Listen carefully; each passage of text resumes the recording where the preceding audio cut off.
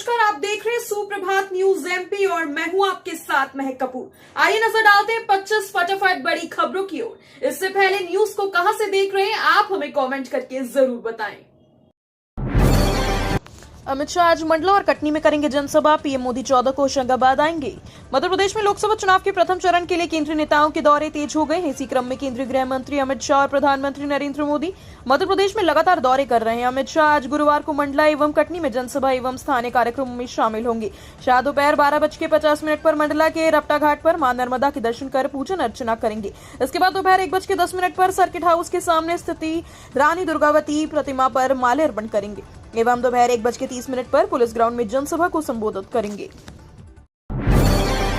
Metro की दूसरे चरण का काम जून से होगा शुरू। 8.77 किलोमीटर लंबी लाइन में 2 भूमिगत स्टेशन बनेंगे। मेट्रो रेल लाइन के दूसरे चरण का काम जून से शुरू होने की उम्मीद है। इसका प्लान पूरी तरह से बनकर तैयार है। मेट्रो की ऑरेंज लाइन यानी एम्स से करौंद तक 14.99 किलोमीटर लंबी है। इसमें सुभाष नगर से करौंद के बीच 8.77 किलोमीटर लाइन को बिछाने से लगभग 1540 करोड़ रुपए खर्च होंगे। इसमें 3.39 किलोमीटर लंबा भूमिगत मार्ग रहेगा। इसमें 2 स्टेशन बनाए जाएंगे।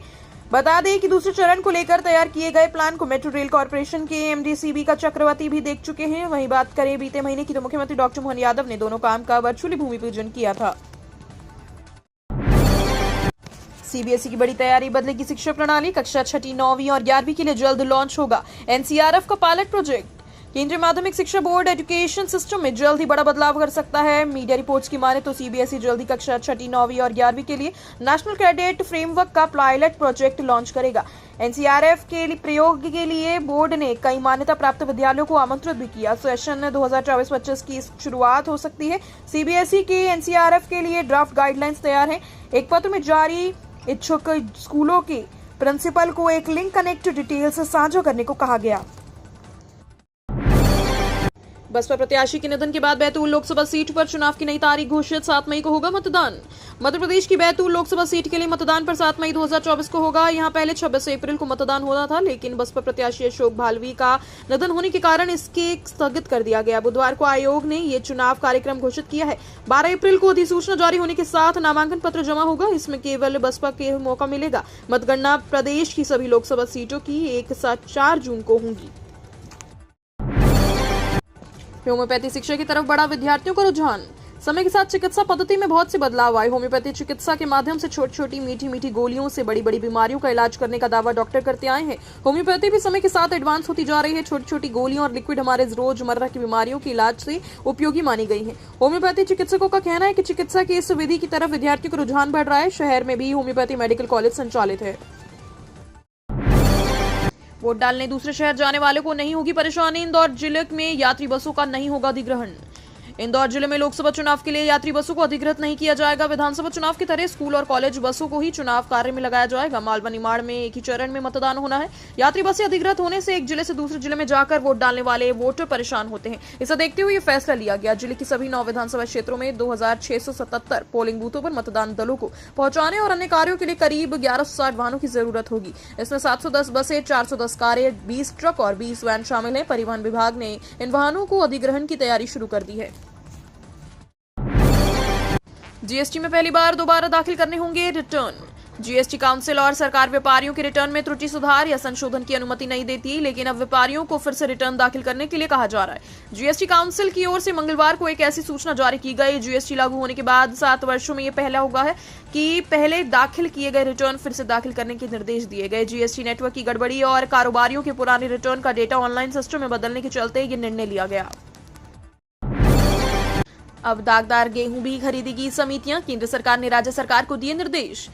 पिछले दिनों से गेहूं की खरीदी शुरू होने के बाद किसानों का दागी गेहूं खरीदने से समितियां इनकार कर रही थी। कुछ सोसाइटियों ने दागी गेहूं खरीद लिया था, उसको भारतीय खाद्य निगम ने वापस कर दिया। इसको लेकर संयुक्त किसान मोर्चा ने आपत्ति उठाई थी और सरकार से कहा था कि रंगवहीन और मामूली दागी गेहूं को भी खरीदा जाए। मध्य प्रदेश सरकार ने इस पर तत्काल तो कोई निर्णय नहीं लिया, लेकिन इसे लेकर केंद्र सरकार से मांगी थी। इसके साथ ही जिस पर केंद्रीय कृषि मंत्रालय ने मध्य प्रदेश सरकार को पत्र द्वारा निर्देशित किया था कि अब बगैर किसी भाव की कटौती के किसानों का बारिश के कारण खराब हुआ गेहूं भी खरीदा जाए। हालांकि उस पर 30% तक का बंधन जरूर लगाया है। बैतूल लोकसभा सीट के लिए अब 7 मई को होगा मतदान। सिर्फ बीएसपी प्रत्याशी जमा करेंगे नामांकन। बैतूल लोकसभा सीट से चुनाव में नामांकन फॉर्म भरने वाले बसपा प्रत्याशी अशोक भलावी के निधन के चलते चुनाव प्रक्रिया स्थगित कर दी गई। अब नए सिरे से चुनावी कार्यक्रम घोषित हो गया है। नए चुनाव कार्यक्रम के तहत सिर्फ बीएसपी प्रत्याशी का नामांकन भरा जाएगा और अब बैतूल सीट के लिए मतदान तीसरे चरण में 7 मई को होगा। इलेक्शन कमीशन ऑफ इंडिया की वेबसाइट पर डले चुनाव कार्यक्रम के अनुसार बैतूल में 26 अप्रैल को होने वाले मतदान के स्थगित होने के बाद चुनाव आयोग ने बुधवार को नई तारीख की घोषणा कर दी। बैतूल का चुनाव तीसरे चरण में 7 मई को होगा। 180 गांव के 694 मतदान केंद्रों पर होता है विवाद। इन पर सशस्त्र जवानों की निगरानी में होगा मतदान। चंबल संभाग में शांतिपूर्ण मतदान करना प्रशासन के लिए हमेशा से चुनौती रहा। चुनाव में हिंसक और खूनी संघर्ष होना सामान्य बात है। जिला प्रशासन 180 गांव ऐसे चिन्हित किए जहां चुनाव के दौरान विवाद और हिंसा होती है। इन 180 गांव के 694 बूथों पर शांतिपूर्ण मतदान करने के लिए सशस्त्र बल तैनात किया जाएगा। इसके लिए जिला पुलिस ने सुरक्षा बलों की 19 कंपनियों की मांग की है। गौरतलब है कि लोकसभा चुनाव के तीसरे चरण में 7 मई को मतदान होना है। आज गुरुवार को मनाई जाएगी ईद। शहर के विभिन्न मस्जिदों में होगी सुबह से ईद की नमाज। ईद की त्योहार आज गुरुवार को धूमधाम से मनाया जाएगा। दुनिया भर के मुसलमानों के लिए ये खास महत्वपूर्ण पर्व है। ईद उल फितर, मीठी ईद भी कहा जाता है। सुबह शहर के विभिन्न मस्जिदों में ईद की नमाज अदा की जाएगी। भारत में 9 अप्रैल को ईद का चांद का दीदार नहीं हुआ। ऐसे में 30 रोजा पूरा करने के बाद अब 11 अप्रैल को ईद मनाई जाएगी। ईद की नमाज ईदगाह में सुबह 8 बजे से अदा की जाएगी। बीजेपी ने दिग्विजय सिंह के खिलाफ चुनाव आयोग से की शिकायत। अश्लीलता का लगाया आरोप। लोकसभा चुनाव के चलते दिग्विजय सिंह राजगढ़ लोकसभा क्षेत्र में वादा निभाओ यात्रा निकाल रहे हैं। इस यात्रा के दौरान एक डांस का वीडियो सामने आया, जिसे लेकर बीजेपी ने उन्हें घेरा।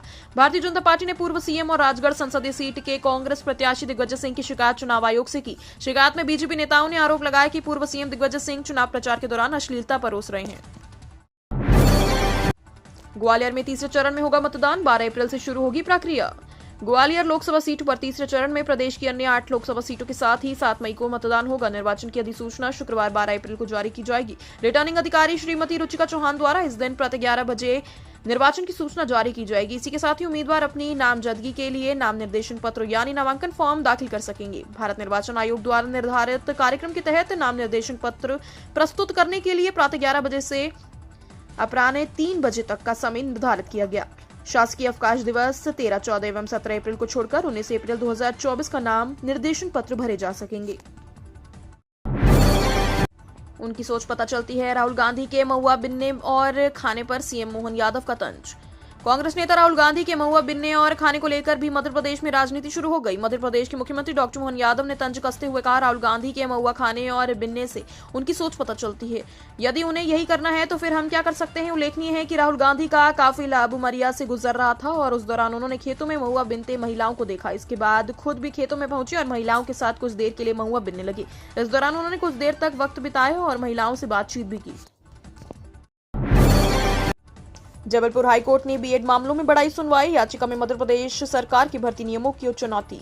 प्रदेश में प्राथमिक शिक्षक भर्ती प्रक्रिया में बीएड डिग्री धारकों को नियुक्ति देने के मामले में हाईकोर्ट में फिलहाल सुनवाई बढ़ गई। दरअसल सुप्रीम कोर्ट ने वर्ष 2023 में बीएड डिग्री धारकों को प्राथमिक शिक्षक के पद पर नियुक्ति देने के लिए अयोग्य घोषित किया था। उसके स्पष्टीकरण के लिए मध्य प्रदेश सरकार ने सुप्रीम कोर्ट में याचिका दायर की थी, जिसकी सुनवाई 8 अप्रैल को हुई। चूंकि सुप्रीम कोर्ट का आदेश अभी वेबसाइट पर अपलोड नहीं हुआ है, इसलिए बुधवार को प्रशासनिक न्यायाधीश शील नागू व न्यायमूर्ति अमरनाथ केसरवानी की युगल पीठ ने अगली सुनवाई 15 अप्रैल को निर्धारित की है। एमपी में तीसरे चरण में 12 अप्रैल से भरे जाएंगे नामांकन। बैतूल समेत 9 सीटों पर 7 मई को होगा मतदान।